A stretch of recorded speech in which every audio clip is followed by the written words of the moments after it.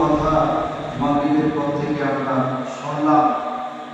এই কথাগুলোর উপরে যদি আমরা আমল করতে পারি, ইনশাআল্লাহ এটাই আমাদের কামিয়াবি, ইহকাল এবং পরকালের সফলতা আমরা অর্জন করে ফেলব। আল্লাহ রাব্বুল আলামিন আমাদেরকে দুনিয়ায় কেন পাঠিয়েছেন, কি উদ্দেশ্য পাঠিয়েছেন, বিস্তারিত আলোচনা করছিলেন। আমি আপনাদের সামনে কোরআনের ছোট্ট সূরা, কোরআনের মধ্যে একটা ছোট্ট সূরা, সেই সূরা তেলাওয়াত করেছি। আল্লাহ রাব্বুল আলামিন এত গুরুত্ব দিয়ে কথা বলেছেন, ছোট্ট সূরা হলেও এর ব্যাখ্যা বিশ্লেষণ বিরাট নির্বাচন। আমি সংক্ষেপে কি করবো, আলোচনা করবো ইনশাআল্লাহ।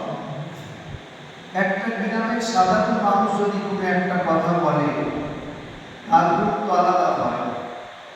সেই কথাটাই যদি কোনো একটা মোড়ল মাতব্বর বলে, তার গুরুত্ব আরো বেড়ে যায়।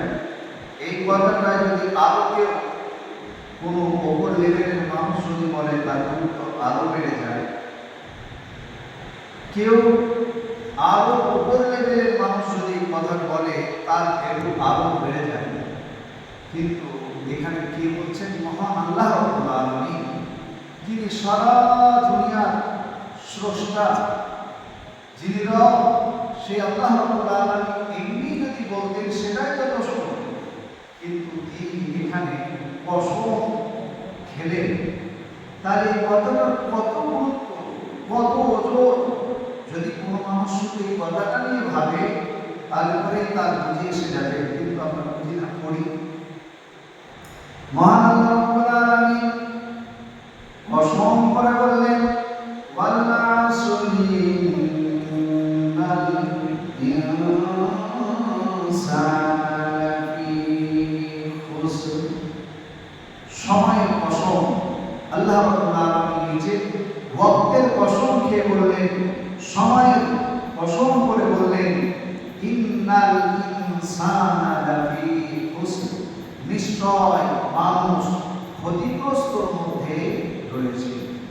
কে বলছে? কোন গ্রামের মানুষ নয়, কোন আপনার মোড়ল মাতব্বর নয়, কোন নেতা নয়। এটা বলছেন মহান আল্লাহ রাব্বুল আলামিন, যিনি কুল কায়নাতকে সৃষ্টি করেছেন। সেই রব কসম করে বলছেন, শপথ করে বলছেন যে ওয়াক্তের কসম, সময়ের কসম, মানুষ, সমস্ত মানুষ, ইন্নাল ইনসানা লাফি খুসর, সমস্ত মানুষ তারা ক্ষতিগ্রস্তর মধ্যে, হালাকাতের মধ্যে, ধ্বংসের মধ্যে রয়েছে। এরপর আল্লাহ রাব্বুল আলামিন বলেন, ইল্লাল্লাযীনা আমানু ওয়া আমিলুস সালিহাতি ওয়া তাওয়াসাউ বিল হাক্কি ওয়া তাওয়াসাউ বিস সাবর।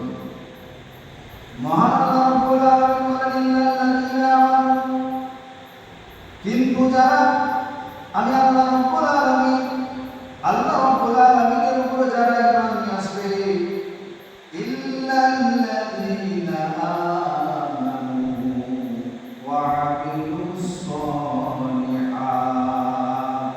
এখানে চারটি কথা আল্লাহ রাব্বুল আলামিন বললেন।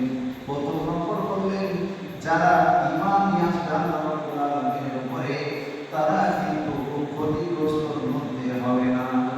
সুবহানাল্লাহ। সারা দুনিয়ার মানুষ বলছে ক্ষতিগ্রস্তর মধ্যে, হালাকাতের মধ্যে, ধ্বংসের মধ্যে। কিন্তু যারা আল্লাহ রাব্বুল আলামিনের উপরে ঈমান নিয়ে আসবে, ঈমান কি জিনিস? আল্লাহ রাব্বুল আলামিনের উপরে পুরোপুরি বিশ্বাস, আকীদা ঠিক রাখতে হবে। আল্লাহ রাব্বুল আলামিন আমাদের স্রষ্টা, তিনি আমাদের সৃষ্টি করেছেন, আসমান সৃষ্টি করেছেন, জমিন সৃষ্টি করেছেন, তিনি রাত করছেন, দিন করছেন। আমাদের মৃত্যুবরণ করতে হবে, কবরের মধ্যে যেতে হবে, কবর থেকে উঠতে হবে। কিয়ামতের দিনে আমাদের জীবনের সমস্ত হিসাব আল্লাহ রাব্বুল আলামিনকে বুঝিয়ে দিতে হবে। এই রকম জিনিসগুলো সব বিশ্বাস করতে হবে। আল্লাহ